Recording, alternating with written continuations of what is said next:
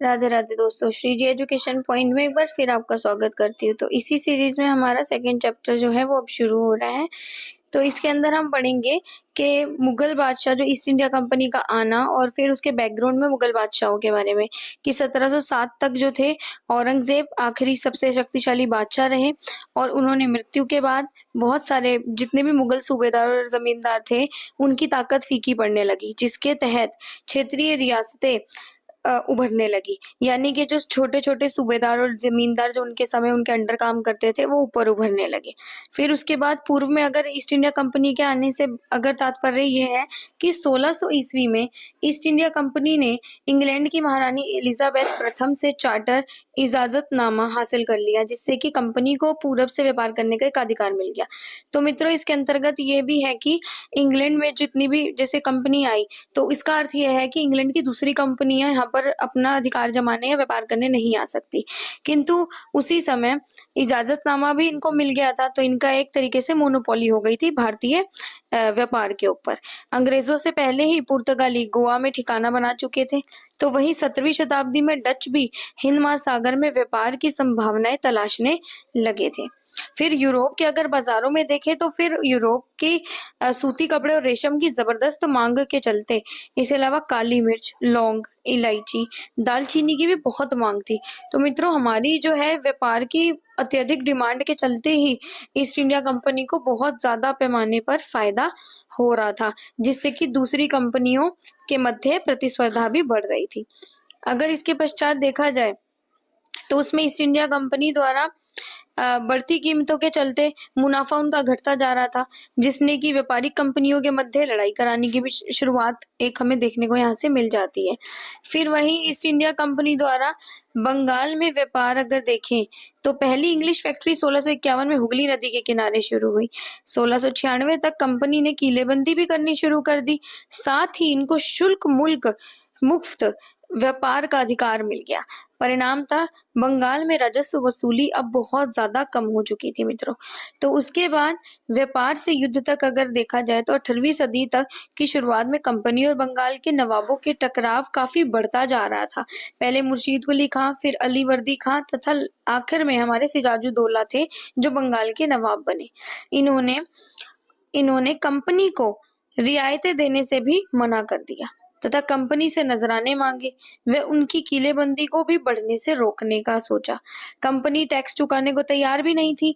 अब ये टकराव इतना ज्यादा बढ़ता जा रहा था कि उसकी परिणति सीधा सीधा प्लासी के युद्ध के रूप में समक्ष आई, क्योंकि वो उनकी बातें सुनने को तैयार ही नहीं थे। प्लासी का युद्ध हुआ।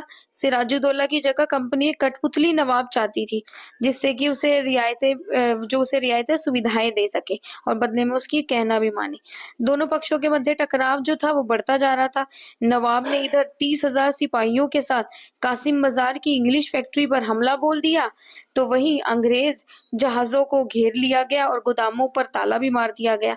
उसके बाद कंपनी के अफसर उस टाइम रॉबर्ट क्लाइव थे, जिनके नेतृत्व में युद्ध किया गया और फिर सिराजुद्दौला की हार हुई और मीर जाफर की बेईमानी इसका कारण बनी और कंपनी की पहली बड़ी जीत कहलाई और मीर जाफर को नवाब बनाया गया। तो मित्रों, मीर जाफर द्वारा विरोध किया गया। जब मीर जाफर ने कंपनी का विरोध किया तब अंग्रेजों की अवहेलना हुई और अंग्रेजों ने मीर जाफर को भी गद्दी से हटाकर जो है मीर कासिम को गद्दी पर बैठा दिया। मीर जाफर को हटाकर मीर कासिम गद्दी पर बैठा और जब मीर कासिम भी अंग्रेजों के विपरीत कार्य करने लगा तब 1764 में बक्सर के युद्ध के रूप में इसकी परिणति सबको देखने को मिली। मीर जाफर को पुनः नवाब बनाया गया, मीर कासिम को मार डाला गया, फिर मीर जाफर को दोबारा बनाया गया और बदले में उसके ऊपर कुछ चीजें थोप दी गई कि जैसे 5 लाख रुपए उसे कंपनी को चुकाने पड़ेंगे और कंपनी के जो भी उनकी मांगे होंगी उनको पूरी करनी पड़ेगी। शुल्क मुफ्त व्यापार कंपनी करेगी। राजस्व का भारी भरकम हिस्सा जो है वो उन्हीं के हिस्से में जाएगा। फिर 1765 में मीर जाफर की भी मृत्यु हो गई, अर्थात अब कंपनी कठपुतली नवाबों को देखते हुए क्लाइव ने ऐलान कर दिया कि अब हम स्वयं नवाब बनेंगे। यानी कि इससे आशय ये है कि अब वो नवाब बनाना ही नहीं चाहते थे, अब वो स्वयं नवाब बनेंगे। 1765 के पश्चात मुगल सम्राट ने कंपनी को ही बंगाल प्रांत का दीवान नियुक्त कर दिया। फिर दीवानी मिलने के कारण क्या हुआ कि कंपनी को बंगाल के राजस्व संसाधनों का नियंत्रण मिल गया। अब इससे पहले कंपनी द्वारा किए गए व्यापार की अदायगी सोने चांदी के रूप में भारत को हो रही थी, जिससे भारत को भी कहीं ना कहीं फायदा हो रहा था। किंतु अब बंगाल की के दीवानी मिलने के पश्चात अब पूरा अधिकार वहीं से होने लगा, यानी कि अब राजस्व की वसूली बहुत तगड़ी तरीके से होने लगी और उसका चुकावट भी ऐसी होने लगी। फिर कंपनी के अफसर नवाब बन गए। इसका अर्थ ये था कि अब कंपनी के पास बंगाल की सत्ता व ताकत थी। प्लासी के युद्ध के बाद बंगाल के नवाब को ये बाध्य कर दिया गया कि वो अफसरों के निजी तोहफे देंगे, उनको नजराने पेश करेंगे। फिर कंपनी का शासन 1757 से 1857 के बीच। इस समय कंपनी ने सीधे सैन्य हमला नहीं किया, बल्कि भारतीय रियासत का अधिग्रहण बड़ी स्मार्टली इसे किया और फिर राजनीतिक, आर्थिक, कूटनीतिक साधनों का इस्तेमाल किया। 1764 में बक्सर के युद्ध के बाद कंपनी ने भारतीय रियासतों में रेजिडेंट नियुक्त कर दिए, अर्थात इनका कार्य कंपनी के हितों की रक्षा करना था। अब ये रेजिडेंट के माध्यम से कंपनी के अधिकारी भारतीय राज्यों के भीतरी मामलों में दखल देना चाहते थे और कंपनी ने रियासतों की सहायक संधि थोप दी। तो मित्रों ये जो है ये बहुत इंपॉर्टेंट है, यहाँ से क्वेश्चन रेज होते हैं। जो रियासत इस बंदोबस्त को मान लेती थी उसे अपनी स्वतंत्र सेनाएं रखने का अधिकार नहीं था, यानी कि कंपनी द्वारा सुरक्षा उसे प्रदान की जाती थी, कंपनी की सेना उस राज्य में तैनात कर दी जाती थी और यदि रकम देने में वो चूक जाते थे तब जुर्माने के तौर पर उनका इलाका जब्त कर लिया जाता था, जैसे कि अवध और हैदराबाद की अदायगी। फिर टीपू सुल्तान शेर मैसूर, यहाँ से भी क्वेश्चन आता है 1782 से 1799। अब कंपनी को स्वयं पर भी राजनीतिक आर्थिक खतरा दिखा तो उन्होंने प्रत्यक्ष सेना के टकराव का रास्ता अपनाया कि अब बहुत हो गया, अब हमें प्रत्यक्ष रूप से लड़ना पड़ेगा। कंपनी यहाँ से काली मिर्च और इलायची खरीदती थी, किंतु 1785 में टीपू सुल्तान ने इस पर रोक लगा दी। टीपू सुल्तान ने भारत में रहने वाले फ्रांसीसियों से घनिष्ठ संबंध स्थापित करे और साथ ही उनसे आधुनिक रूप से सैन्य तकनीकी भी सीखी, जिससे कि अंग्रेज आग बबूला हो गए।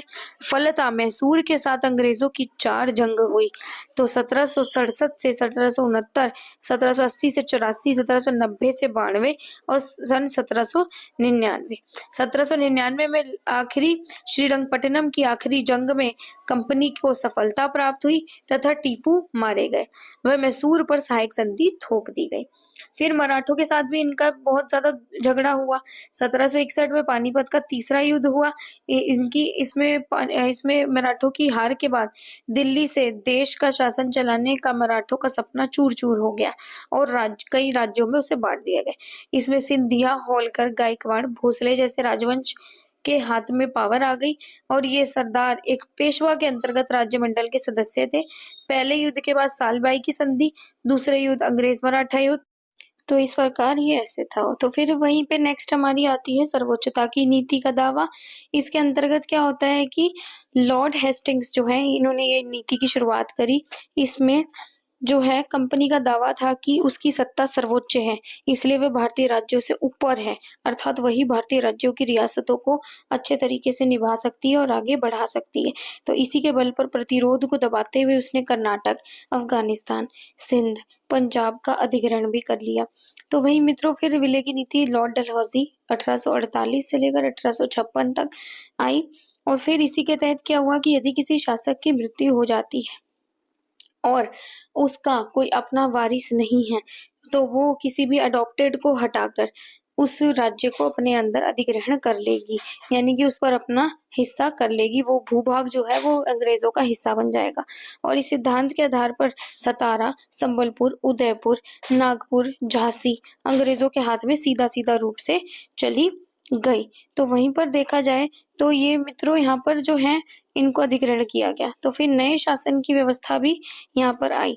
इसमें वॉरेन हेस्टिंग्स जो थे 1773 से 1785 तक लाए। तो इसके अंतर्गत क्या था कि कंपनी न केवल बंगाल बल्कि बम्बई और मद्रास में भी सत्ता हासिल कर चुकी थी और ये जो तीनों स्टेट थे ये बहुत ही ज्यादा उस समय के इम्पोर्टेंट स्टेट उभर कर आए थे। तो ये प्रशासनिक इकाइयों में बटे हुए स्टेट थे जिन्हें प्रेसिडेंसी कहा जाता था। इनमें प्रमुख यही थे बंगाल, मद्रास, बम्बई।